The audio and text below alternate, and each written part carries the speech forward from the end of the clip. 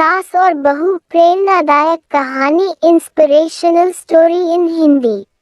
आज मैं आपको सास और बहू की एक प्रेरणादायक कहानी, इंस्पिरेशनल स्टोरी इन हिंदी सुनाने वाली हूँ। उम्मीद है आपको ये कहानी पसंद आएगी। शादी को कुछ ही दिन हुआ था और आज कामवाली भी नहीं आई, इसलिए अदिति बर्तन धोने लगी। धोते धोते उसके हाथ से कांच का कप नीचे गिरकर टूट गया। तब टूटते ही वह डरने लगी कि उसकी सास अब बातें सुनाएगी। आवाज से सास दौड़ती आई और बोली, बेटी क्या हुआ? अदिति बोली, माँ पता नहीं ध्यान रखते हुए भी कैसे मेरे हाथ से कप नीचे गिर गया। उद्धरण चिन्ह। सास बोली, बेटी चिंता न कर, कप ही तो फूटा है, तुम्हें चोट तो नहीं आई, और भले ही इसके कितने टुकड़े ही न हो जाए पर मेरी बेटी के दिल के टुकड़े न हो। मेरी बहू से महंगा है क्या ये कप? और हाँ, तुझे अभी यह सब करने की क्या जरूरत है? मेहंदी भी नहीं उतरी अभी तेरे हाथों से। अभी तुम मेरे बेटे के साथ ज्यादा से ज्यादा समय बिताओ और एक दूसरे को समझो। सास ने अपनी बेटी को बुलाया और कहा, ज्योति इधर आकर अपने भाभी ख्याल रखो, अभी इस घर में नई नई आई है। ज्योति ने कहा, हाँ माँ। सास फिर बहू से बोली, शुरू में तुम मुझे अपनी माँ ही समझना, मुझे भी तुम्हारा दिल जीतना है, सास बनकर नहीं माँ बनकर। देखते देखते अदिति की आंखों में खुशी के आंसू आ गए, छलछला गई उसकी आंखें और सास के पैरों में गिरकर बोली, मैंने एक माँ छोड़ी तो दूसरी नई माँ पाई, बल्कि आप मेरे माँ से भी ज्यादा ममता मेरे लिए रखती हो। यदि घर में एक कप टूट जाता तो माँ भी दो बात कहे बिना नहीं रहती। रात को अदिति की नींद ही उड़ गई। रह रहकर शाम की घटना याद आ रही थी। सास के बारे में उसकी जो सोच थी उसकी विपरीत सास का व्यवहार पाया।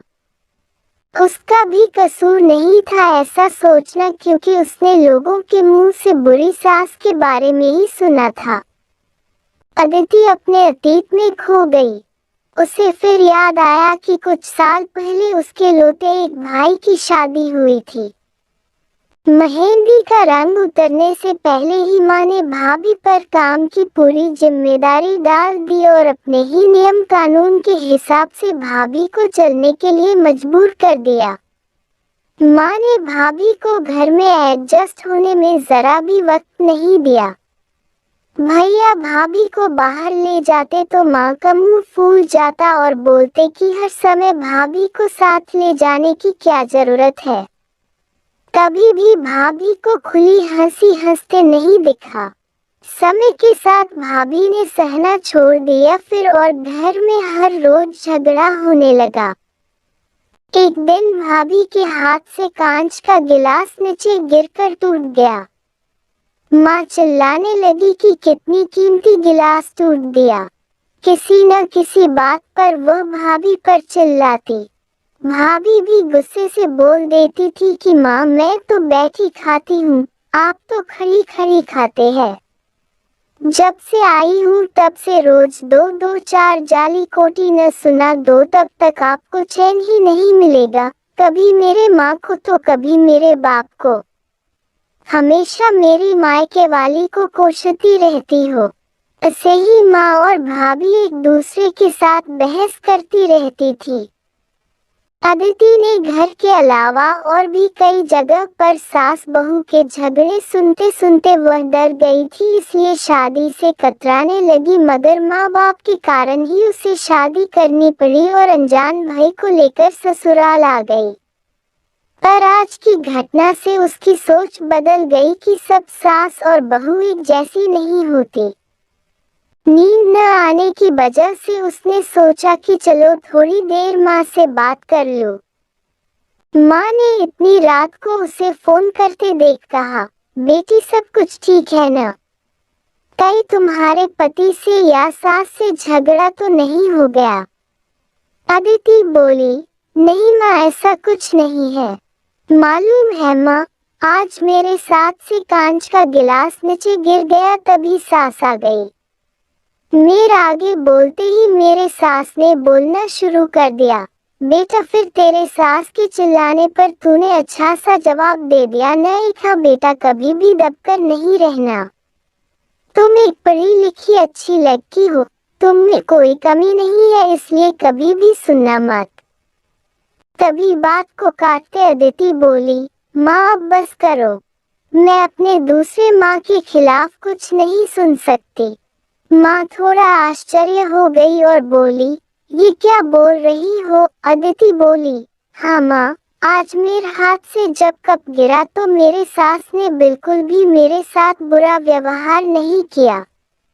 अंत में अदिति बोली, अब आप समझ गई न सारी बात? माँ एक और बात कहनी थी, आप बुरा तो नहीं मानोगे? उसकी माँ बोली, हाँ बोल बेटा।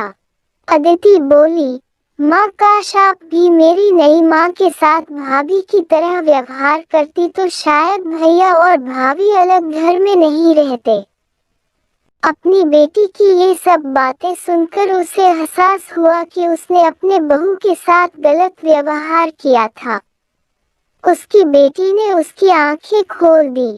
अदिति उससे पहले कुछ बोलती तभी उसकी माँ बोली, अदिति अब जब तू यहाँ आएगी तो पूरे परिवार को एक साथ पाएगी। अब फोन रख, मुझे बेटे और बहू की स्वागत की तैयारी करनी है।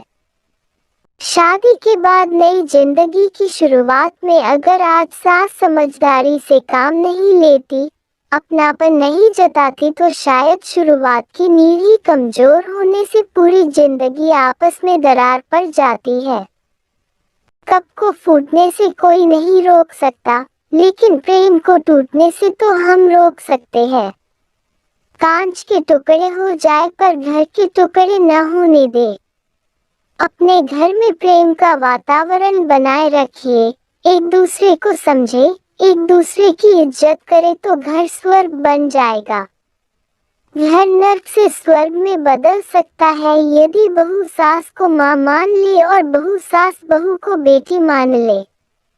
दृष्टि बदलने से सृष्टि बदल जाएगी और एक स्त्री चाहे तो घर को स्वर्ग बना सकती है और चाहे तो नर्क भी बना सकती है।